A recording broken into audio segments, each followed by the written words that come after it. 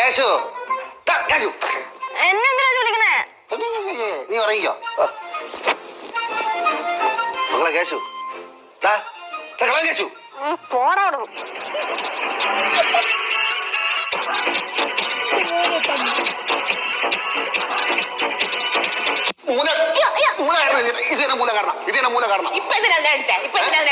അയ്യോ ഇതുങ്ങൾ അടച്ചാ പിന്നെ പ്രയോജനമുണ്ട്. ദോണ്ടടുത്ത് നിൽക്കണ് തല്ലിയിട്ട് ഒരു കാര്യമില്ല. കൈവിട്ട് പോയി. എടി അടയ്ക്കായിരുന്ന മടി വയ്ക്കാം. അടയ്ക്ക മരമായിരുന്നാല അച്ഛാ അത് പുറത്തു നട്ടൂടെ?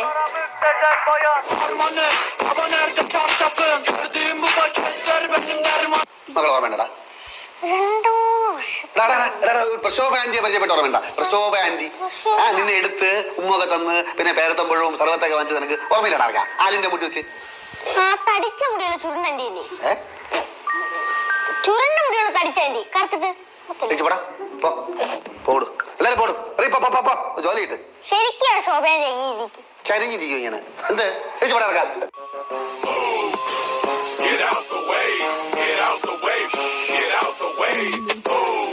ആ സ്ഥലം നമുക്ക് ഇതിന് ഉറപ്പൊന്നുമില്ലല്ലോ.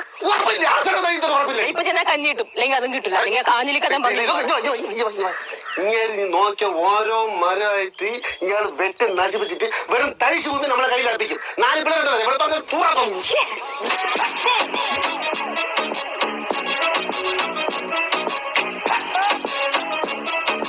നിറകൂടം തറ വെക്കാൻ പാടില്ല.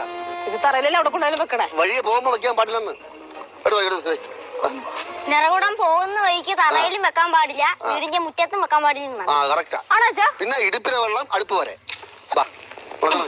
നിറകുടമേന്തും പെണ്ണിന് ഒരു കൈ സഹായിക്കാത്ത പുരുഷൻ സ്വർഗത്തിലും സ്ഥാനമില്ല മോക്ഷത്തിലും സ്ഥാനമില്ല എന്നുണ്ട്. അങ്ങനെയാണോ അച്ഛാ? പിന്നെ മഹാവി കുട്ടമ്പിള്ള പറഞ്ഞത്.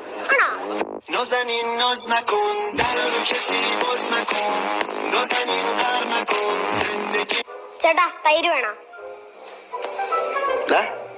ചോദിച്ചോട്ടേടാ സഹോദരി, തൈര് വേണം? നിന്നെ കണ്ടല്ലേടാ ഈ ചെറുക്കൻ പഠിക്കണേ അല്ലേ? നിന്റെ ഇടയിൽ പഠിക്കണ നിന്നെ കണ്ടല്ലേടാ? നോക്കണേ. എനിക്ക് ബിയർ വേണോ? അല്ലടാ പറയടാ. ചെറുതിറങ്ങിയിട്ടുണ്ട്, ചെറുതിറങ്ങിയിട്ടുണ്ട്.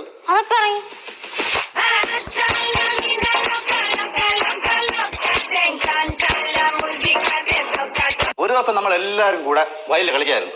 കളിച്ചോണ്ട് നിന്നപ്പോഴ് ഒരു വലിയ എരുമ കയറും പൊട്ടിച്ചോണ്ട് ഇങ്ങോട്ട് വന്നു. ഞാൻ നോക്കിയപ്പോ കൂടെ നിന്നവരൊക്കെ 4 പാടും തെറിച്ചു കൊടുക്കണം. ഞാൻ മാത്രം ധൈര്യത്തോടെ നെഞ്ചു പിരിച്ചിങ്ങനെ നിന്നു. അയ്യപ്പ എരുമ ചിറ്റപ്പനൊന്നും ചെയ്തില്ലേ? ചിറ്റപ്പന എരുമ എന്ത് ചെയ്യാൻ? ഞാൻ നോക്കിയപ്പോഴേ ഈ ഓടിയമാരില്ലേ തല ഉത്തര വീഴുന്നു, നെറ്റി ഇവിടെ കാലി എല്ലാം മുറിഞ്ഞങ്ങനെ നിൽക്കുന്നു. ചിറ്റപ്പനെ പേടിച്ചണങ്ങാൻ നിന്നിപ്പിച്ചാണ് കേട്ടു.